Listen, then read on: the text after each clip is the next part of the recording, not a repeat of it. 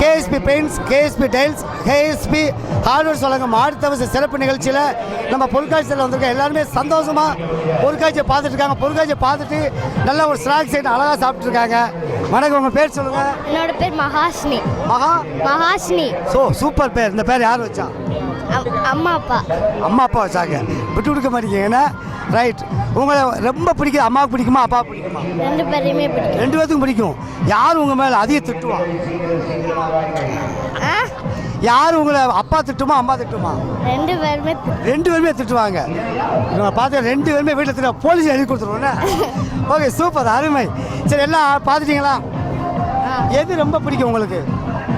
ஆடுமே ரொம்ப பிடிக்கும். எல்லாமே ஆடுனா துட்டு அதிகமாகுமே.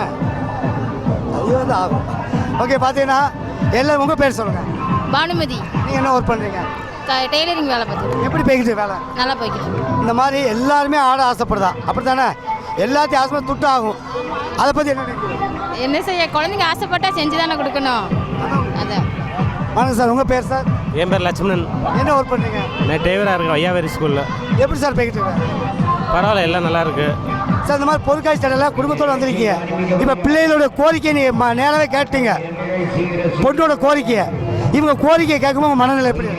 அவங்க கோரிக்கையை நம்ம என்னது கேட்காங்களோ அதை நம்ம நிறைவேற்றி வைக்கிறத நம்ம பொறுப்பு. அதனால் எந்த கேட்காங்களோ போயிட்டு பார்த்துட்டு வாப்பா அப்படின்றது.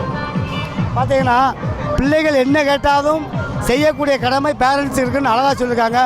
உண்மையிலே கேட்க சந்தோஷமாக இருக்குது. இவங்களுக்கு கேஎஸ்பி பெயிண்ட்ஸ் வழங்கும் ஒரு ஸ்மால் கிஃப்ட்டு.